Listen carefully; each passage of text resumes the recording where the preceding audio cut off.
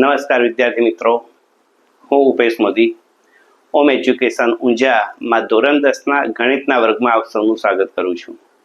વિદ્યાર્થી મિત્રો, આપણે આજે પ્રકરણ નંબર 3 એટલે કે આપણા માસિક અભ્યાસક્રમની અંદર ક્રમશઃ જે આવે છે એ પ્રકરણ નંબર 3 દ્વિચલ સુરેખ સમીકરણ યુગ્મ આ પ્રકરણ વિશે અભ્યાસ કરીએ. બરાબર છે. પરંતુ આ અભ્યાસ કરીએ પહેલા બોર્ડની પરીક્ષાની અંદર આ પ્રકરણનો આપણે ગુણભારક જોઈ લઈશું. તો જે આપણું સ્ટાન્ડર્ડ ગણિતનું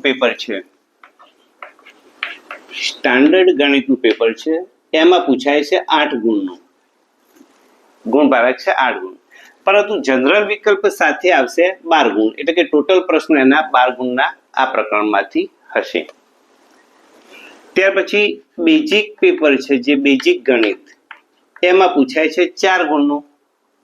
બરાબર. અને જનરલ વિકલ્પ સાથે એમાં હશે 8 ગુણના પ્રશ્નો હશે આ પ્રકરણના. માટે આપણે કહી શકીએ કે પરીક્ષાની દ્રષ્ટિએ ખૂબ મહત્વનું કહેવાય. બરાબર છે. ચલો, તો પ્રકરણ છે દ્વિચલ સુરેખ સમીકરણ યુગ્મ. યુગ્મને આપણે અત્યારે હાલ બાજુ ઉપર રાખીએ. દ્વિચલ સુરેખ સમીકરણ જોઈએ તો ધોરણ 9 ની અંદર આપણે દ્વિચલ સુરેખ સમીકરણ એના વિશે ભણી ગયા. એના થોડું પુનરાવર્તન કરી લઈએ.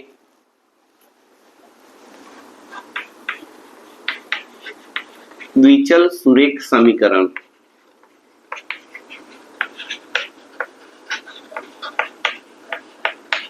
કોને કહેવાય? તો આપણે શીખી ગયા ax પ્લસ by વત્તા c ઇઝ ઇક્વલ ટુ 0 સ્વરૂપમાં સમીકરણની રજૂઆત થાય એને કહીએ છીએ દ્વિચલ સુરેખ સમીકરણ. જ્યાં a, b અને c વાસ્તવિક સંખ્યાઓ છે.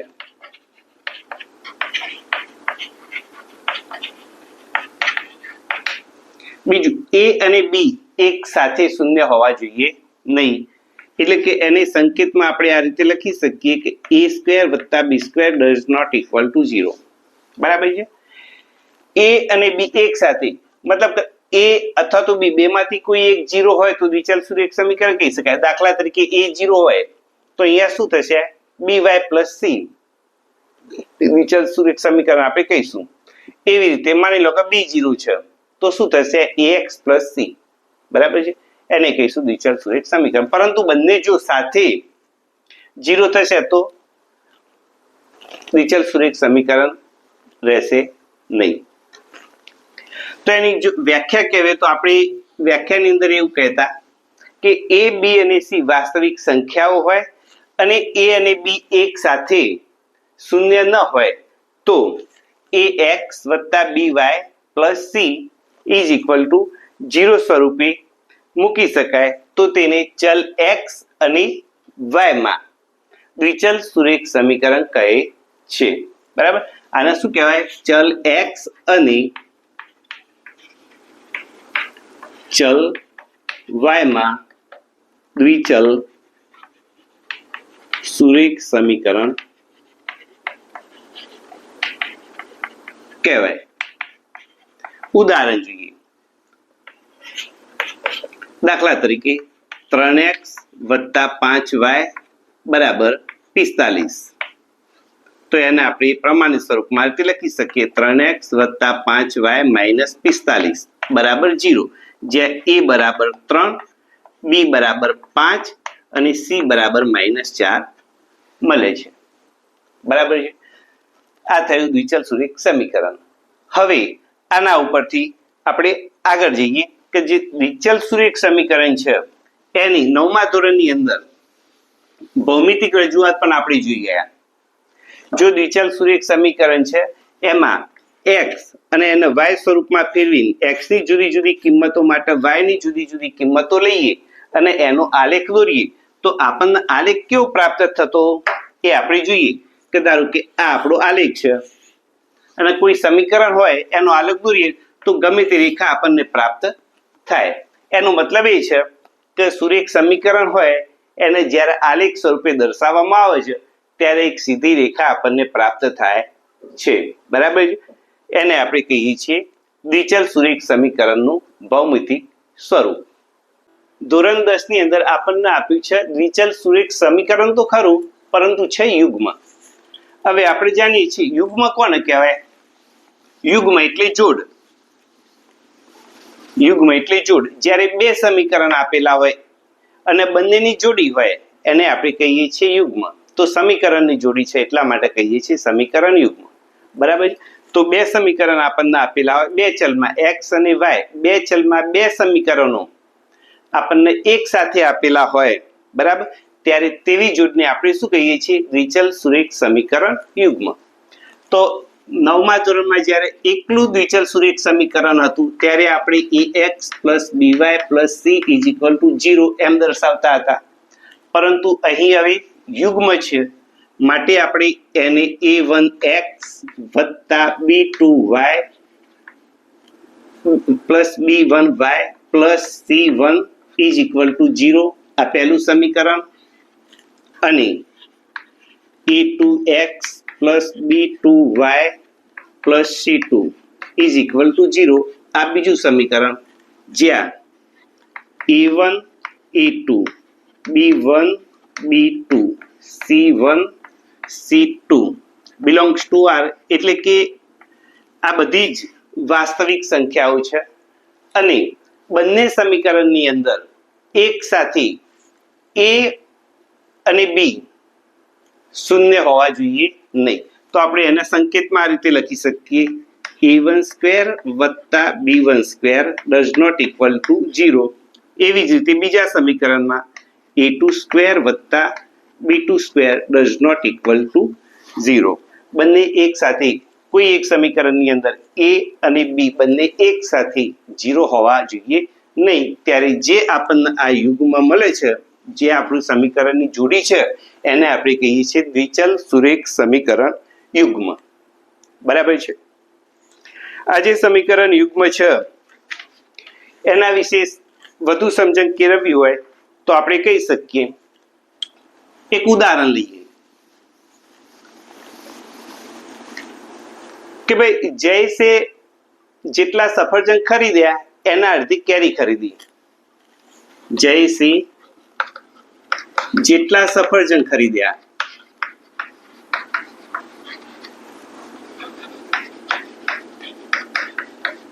તેની અડધી કેરી ખરીદી નંગમાં. બરાબર છે. માની લો કે સફરજનની કિંમત આપણે લઈએ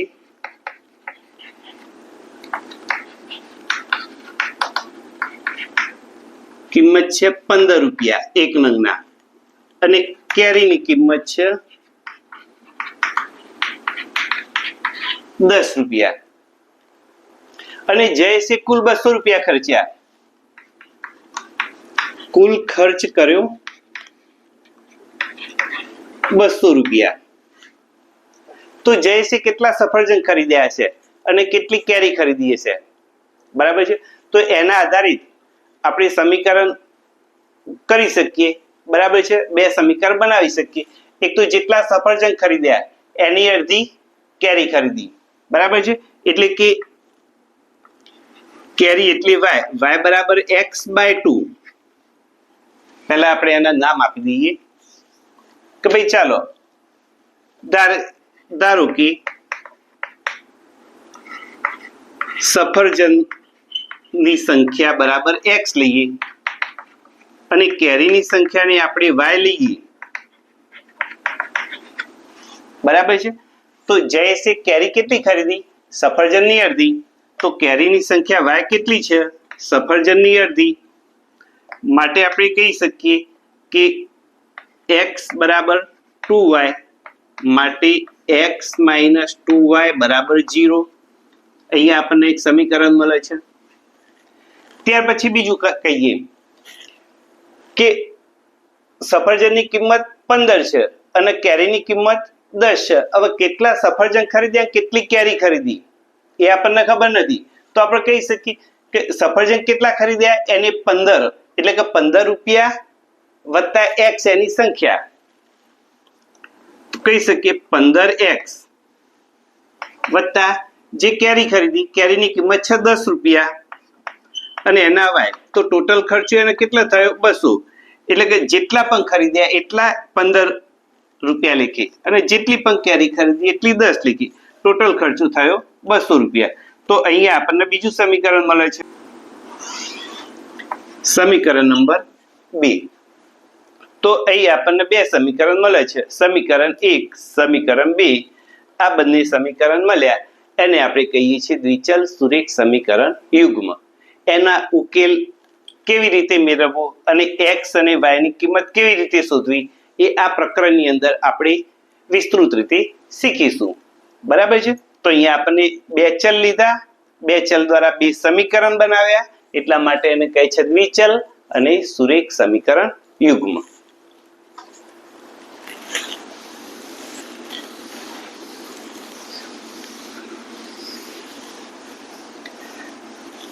તો વિદ્યાર્થી મિત્રો, આ જે દ્વિચલ સુરેખ સમીકરણ યુગ્મ છે એનો ઉકેલ મેળવવા, એટલે કે x ની અને y ની કેટલી કિંમત પ્રાપ્ત થાય એ કિંમત મેળવવા, એને કહેવાય ઉકેલ મેળવવા માટે. તો આ ઉકેલ મેળવવા માટે વિવિધ રીતો આપણી પાસે છે, જેમ કે આલેખની રીત. આલેખની રીતે પણ આપણે સમીકરણનો ઉકેલ મેળવી શકીએ, એટલે કે x અને y ની કિંમત શોધી શકીએ. બરાબર છે. આપણે જે ઉદાહરણ લીધું હતું એ પ્રમાણે એને કેટલા સફરજન ખરીદ્યા હશે, કેટલી કેરી ખરીદી હશે એ આપણે શોધી શકીએ. બીજા નંબરે આદેશની રીત છે. આદેશની રીતે પણ આપણે ઉકેલ મેળવી શકીએ. ત્રીજા નંબરે છે લોપની રીત. ચોથા નંબરે છે ચોકડી ગુણાકારની રીત.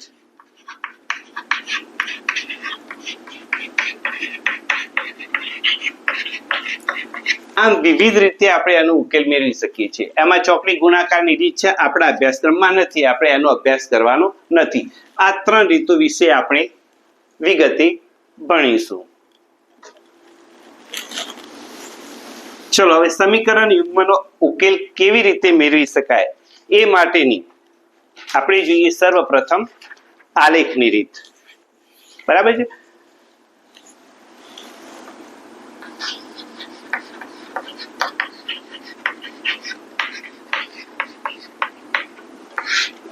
તો વિદ્યાર્થી મિત્રો, 9મા ધોરણની અંદર દ્વિચલ સુરેખ સમીકરણ આપેલું હોય તો એ દ્વિચલ સુરેખ સમીકરણમાં x ની વિવિધ કિંમત, સમીકરણને આપણે y સ્વરૂપમાં ફેરવી કાઢતા હતા. ત્યાર પછી x ની વિવિધ કિંમતો લઈ y ની વિવિધ કિંમતો મેળવતા હતા. એ રીતે x અને y ની કિંમતો મેળવી એમાંથી આપણે એ સમીકરણની એક રેખા આલેખ પત્ર ઉપર દોરતા હતા. એને આપણે કહેતા હતા દ્વિચલ સુરેખ સમીકરણનો આલેખ. અહીંયા એવું છે, એમાં કશું જ નવું નથી. બરાબર છે. અહીંયા શું કરવામાં આવે છે, બે સમીકરણો છે આપણી પાસે યુગ્મ છે એટલે, અને બંને સમીકરણના જે રીતે 9માં આપણે દોરતા હતા એ જ રીતે બે રેખાઓ દોરવામાં આવે છે. અને આ બંને રેખાઓ એકબીજાને ક્યાં અથવા કેવી રીતે છેદે છે એના આધારે સમીકરણની બૈજિક સ્વરૂપ મેળવવામાં આવે છે કે કેવું હશે. દાખલા તરીકે બે સમીકરણમાં એક સમીકરણની રેખા આપણને પ્રાપ્ત થાય છે આ રીતે, બીજા સમીકરણની રેખા પ્રાપ્ત થાય છે, તો બંને રેખાઓ એક બિંદુમાં છેદે છે. તો અહીંયા આપણે જોઈશું x અક્ષ અને y અક્ષ ઉપર કે x અક્ષ ઉપર એનું મૂલ્ય કયું છે, y અક્ષ ઉપર એનું મૂલ્ય કયું છે. બરાબર. માની લો કે અહીંયા છે 5 અને અહીંયા છે 3, તો આપણે કહી શકીએ કે x બરાબર આપણને મળે છે 5, y બરાબર મળે છે 3. બરાબર. તો આ બંને રેખાઓ એક બિંદુમાં છેદે છે. એક સ્વરૂપ એ આપણને પ્રાપ્ત થાય. ત્યાર પછી સેકન્ડ નંબરમાં જોઈએ તો એક સમીકરણના આપણે કિંમતો લઈને દોરીએ છીએ. બરાબર છે. તો આવી રેખા મળે છે. બીજું સમીકરણ લઈએ છીએ તો બીજા સમીકરણની રેખા પણ એની ઉપર જ આપણને પ્રાપ્ત થાય છે. મતલબ બંને સમીકરણની એક જ રેખા પ્રાપ્ત થાય છે. એને કહેવાય સંપાતી રેખાઓ. તો એનો ઉકેલ કેવો હોય, બરાબર છે, એના વિશે જોઈશું. અને ત્રીજી શક્યતા, બંને રેખાઓ એકબીજા સાથે સમાંતર હોય. બરાબર છે. તો કેવો ઉકેલ મળે એ જોઈએ. તો અહીંયા આપણે કહી શકીએ સમીકરણ યુગ્મ આપણને આપેલું હોય અને એ સમીકરણ યુગ્મને જ્યારે આલેખની રીતે આલેખ પત્ર ઉપર એની રેખાઓ દર્શાવવામાં આવે ત્યારે એ બંને રેખાઓના આધારે આપણને 3 શક્યતાઓ પ્રાપ્ત થઈ શકે છે. એ 3 શક્યતાઓમાંથી પહેલી શક્યતા આપણી પાસે એ છે કે બંને રેખાઓ એકબીજાને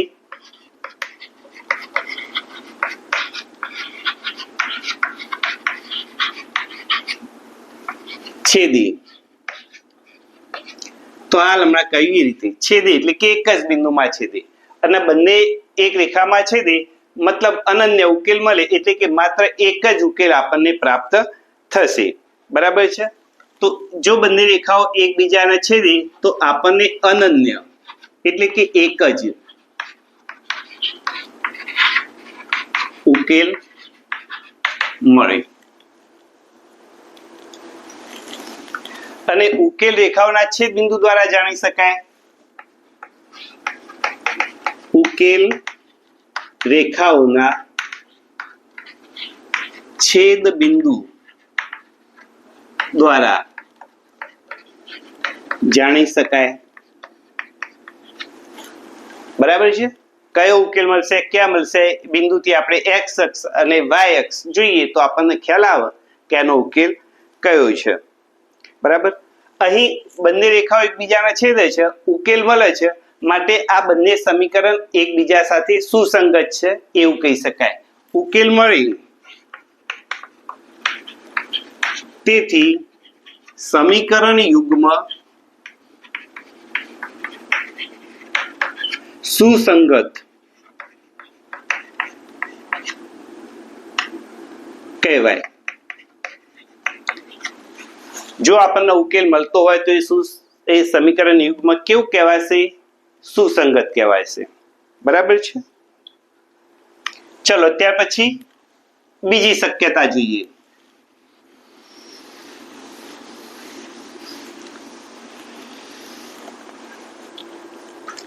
બીજી શક્યતામાં છે બંને રેખાઓ સંપાતી હોય.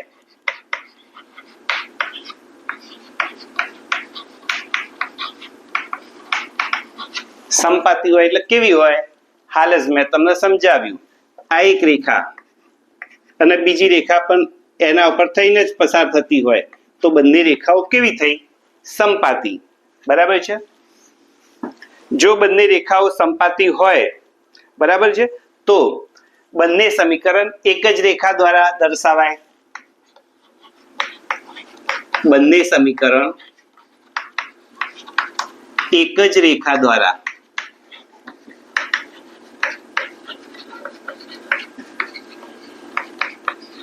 દર્શાવાય અને ઉકેલ અનંત મળશે એટલે કે અનંત ઉકેલ પ્રાપ્ત મળે. કોઈ એક બે રેખાઓ છેદતી હોય તો એક જ ઉકેલ મળે, પરંતુ સંપાતી રેખાઓ હોય તો ઉકેલ કેવો છે? અનંત છે. બરાબર છે. અને અહીંયા આપણને ઉકેલ તો મળે છે, ઉકેલ મળી તેથી આપણે કેવું કહીશું? સુસંગત સમીકરણ યુગ્મ. સુસંગત સમીકરણ યુગ્મ કહેવાય. બરાબર છે. સમજી ગયા? પહેલા વિકલ્પમાં બંને રેખાઓ એક જ બિંદુમાં છેદતી, અનન્ય ઉકેલ, સુસંગત સમીકરણ યુગ્મ. બીજો વિકલ્પ બંને રેખાઓ સંપાતી હોય, બરાબર, એનો અનંત ઉકેલ પ્રાપ્ત થાય. બરાબર છે. અને સમીકરણો પણ કેવા કહેવાય? સુસંગત સમીકરણ યુગ્મ કહેવાય. ત્રીજો વિકલ્પ જોઈએ.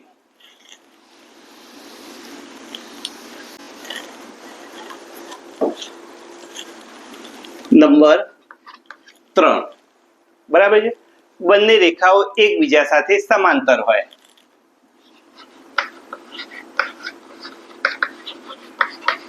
બંને રેખાઓ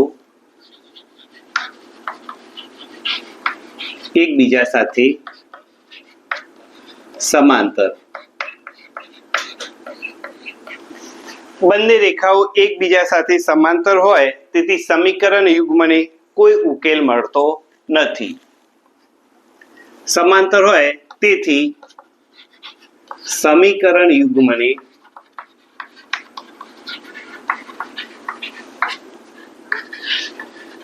ઉકેલ મળતો નથી. ઉકેલ મળે નહીં, બંને રેખાઓ એકબીજાને છેદતી નથી, કોઈ ઉકેલ છે નહીં.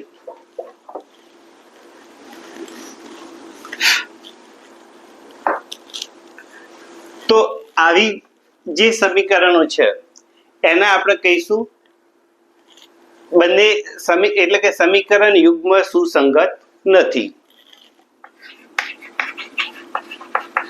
સમીકરણ યુગ્મ સુસંગત નથી, બરાબર છે. અથવા તો આપણે તેને કહીશું અસંગત સમીકરણ યુગ્મ. અસંગત સમીકરણ યુગ્મ, બરાબર છે. તો આલેખની આ જે રીત હતી એમાં આપણને જ્યારે બંને રેખાઓ દોરીએ છીએ, જે સમીકરણ યુગ્મ આપણને આપેલું હોય એ સમીકરણ યુગ્મના આધારે આલેખ દોરીએ, એટલે કે આલેખ પત્ર ઉપર એની રેખાઓ દોરીએ તો એ રેખાઓનું છેદ બિંદુ કેવું હશે? બંને એક બિંદુમાં છેદે છે, બંને અવલંબી છે એટલે કે એકબીજા સાથે સંપાતી છે, અથવા તો બંને સમાંતર છે. એના આધારે આપણે એનું બૈજિક સ્વરૂપ કેવું છે, બરાબર છે, એ કહી શકીએ, બરાબર છે. ચલો ત્યાર પછી જોઈએ એની આગળનો ટોપિક, સમીકરણ યુગ્મમાં સહગુણકો અને તેના પ્રકાર વચ્ચેનો સંબંધ.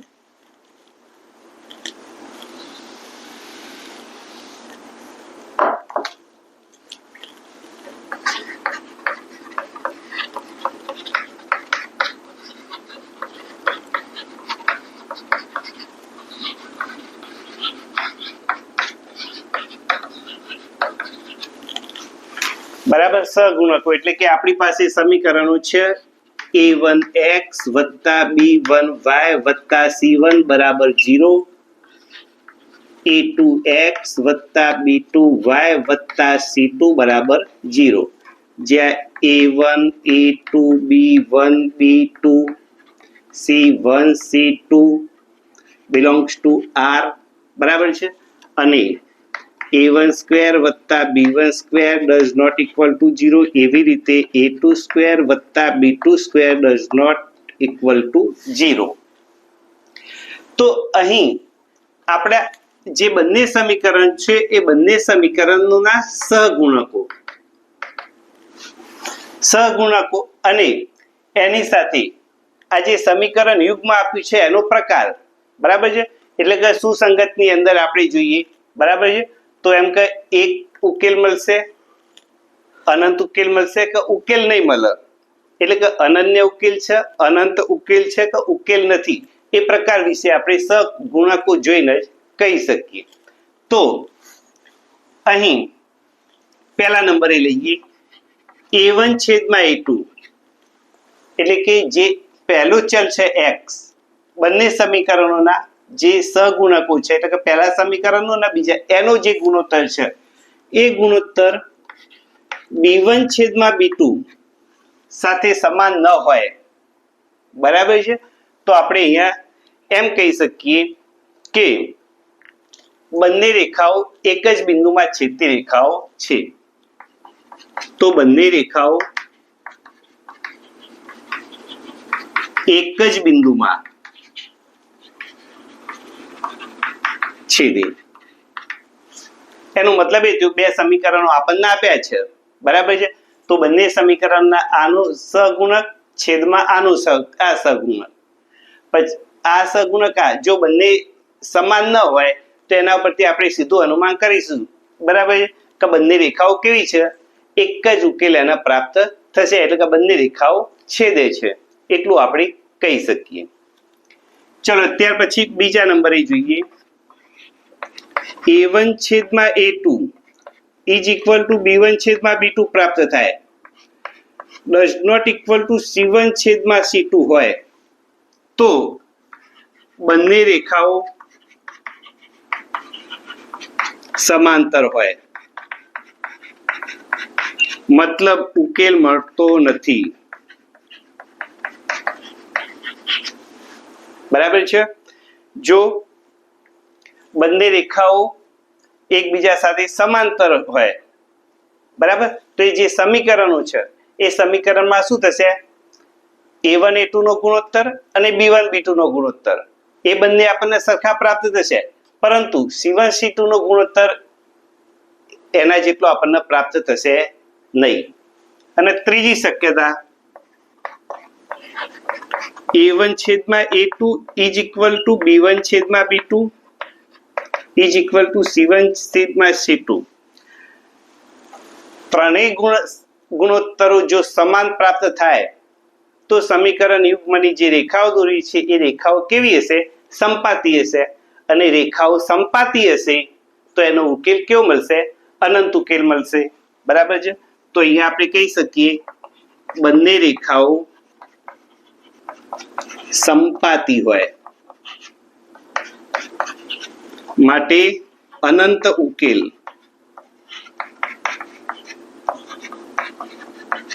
પ્રાપ્ત થાય। તો અહીંયા આપણે કહીએ સહગુણક અને પ્રકાર। સહગુણકોનો જે આપણને ગુણોત્તરો એકબીજા સાથે સરખામણી કરીએ, બરાબર, અને સમાન મળે છે કે નથી મળતા એના આધારે આપણે કહી શકીએ છીએ કે એક જ એટલે કે અનન્ય ઉકેલ મળશે, અથવા તો ઉકેલ નહીં મળે, બરાબર છે, અથવા તો અનંત ઉકેલ હશે। એના આપણે ઉદાહરણ, આ જ વસ્તુને હવે આપણે ઉદાહરણ દ્વારા સમજીએ।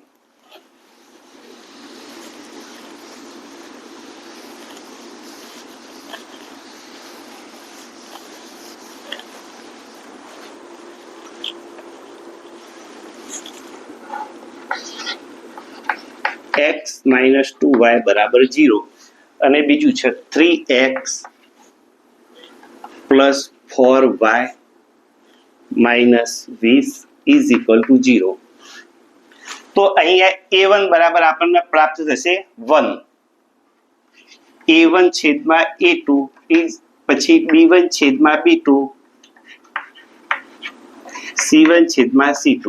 ચલો અહીં a1 એટલે કે x નો સહગુણક છે જે પ્રથમ સમીકરણનો આપણને થયું પ્રાપ્ત થયો 1, બીજા સમીકરણનો છે 3। અહીંયા જોઈએ b1 - 2, અહીંયા આપણને બીજું સમીકરણ છે ત્યાં y નો સહગુણક એટલે કે b2 એ છે 4, બરાબર છે, એટલે કે 1/3 ડઝ નોટ ઇક્વલ ટુ -2/4 બંને સમાન નથી। તો અહીંયા આ સમીકરણ ઉપરથી આપણે સીધું જ એવું કહી શકીએ કે અનન્ય ઉકેલ મળશે। કેવો ઉકેલ પ્રાપ્ત થશે, અનન્ય ઉકેલ, એટલે કે બંને રેખાઓ છેદે એક બિંદુમાં, બંને રેખાઓ જો આ સમીકરણની બે રેખાઓ દોરવામાં આવે તો બંને રેખાઓ કેવી હશે, એક બિંદુમાં છેદશે। ચલો બીજું ઉદાહરણ જોઈએ।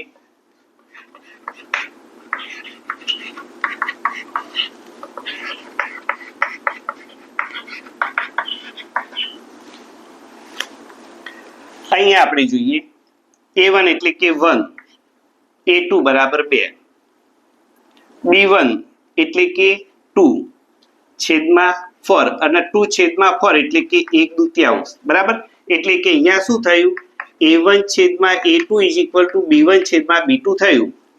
પછી જોઈએ c1 c2, તો આ 10 ને આપણે આ બાજુ લઈ દઈશું તો -10 અને -20, અહીંયા થશે -10 બરાબર 0, અહીં થશે -20 બરાબર 0।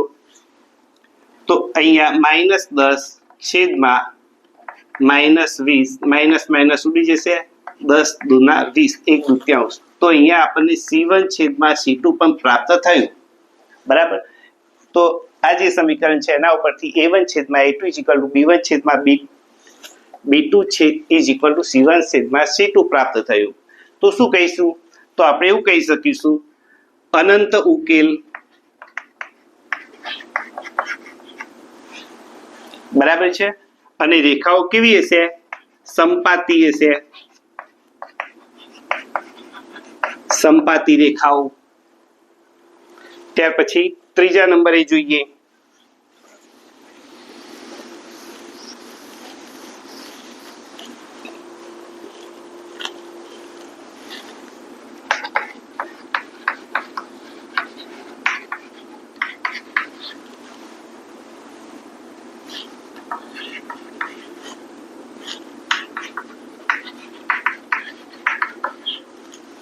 a1 છેદમાં a2 એટલે કે 1/2, b1 છેદમાં b2 એટલે કે 2/4, 2/4 બરાબર 1/2, તો 1/2 અહીંયા a1 છેદમાં a2 is equal to b1 છેદમાં b2 આપણને પ્રાપ્ત થાય છે. તો પછી c1 છેદમાં c2 જોઈએ. c1 છેદમાં c2 એટલે કે -4 -12 એટલે કે 4 તરીના 12 એટલે કે પ્રાપ્ત થાય છે 1/3. તો 1/3 સરખા નથી, બરાબર છે. એટલે કે a1 છેદમાં a2 is equal to b1 છેદમાં b2 does not equal two c1 છેદમાં c2. તો જો આ પ્રકારના સહગુણકો આપણને સ્વરૂપમાં મળે તો આપણે એને એવું કહી શકીએ ઉકેલ મળતો નથી. અસંગત સમીકરણ યુગ્મ, બરાબર છે. અને રેખાઓ કેવી હશે? એકબીજા સાથે સમાંતર હશે. સમાંતર રેખાઓ, બરાબર છે. તો આ જે આપણે આના આધારે સમીકરણનો પ્રકાર જાણીએ છીએ એને કહીએ છીએ સહગુણકો અને સમીકરણના પ્રકાર વચ્ચેનો સંબંધ, બરાબર છે. તો વિદ્યાર્થી મિત્રો, આજે આપણે આટલા સુધી શીખીએ છીએ. બીજી એક બાબત એ છે, આજે આપણે જે કંઈ અહીંયા શીખ્યા એ જ વસ્તુની PDF તમને વિડીયોની નીચે ડિસ્ક્રિપ્શન બોક્સની અંદર એક લિંક આપેલી છે અને એ લિંકમાંથી આપ ડાઉનલોડ કરી શકશો, બરાબર છે. અને આ જે લિંક તમે ડાઉનલોડ કરો એમાં સહગુણકો અને એને સમીકરણના પ્રકાર વચ્ચેનો જે સંબંધ એટલે કે આપણે જે શીખ્યા a1 છેદમાં a2 is equal to b1 છેદમાં b2 is equal to c1 છેદમાં c2, બરાબર છે. આ જે બાબતો છે ત્રણેય મોઢે કરી દેવાની છે, બરાબર. એના ઉપર આધારિત પરીક્ષાની અંદર ખાલી જગ્યા વિકલ્પ અથવા તો ટૂંકા પ્રશ્ન પૂછાય, બરાબર છે. આજે આટલું રાખીએ છીએ. આવતીકાલે એથી આગળ જઈશું, બરાબર છે. ચેનલને સબસ્ક્રાઇબ કરજો, વિડીયો લાઈક કરજો, તમારા મિત્રોને પણ આપણી સાથે જોડજો. જય હિન્દ, જય ભારત.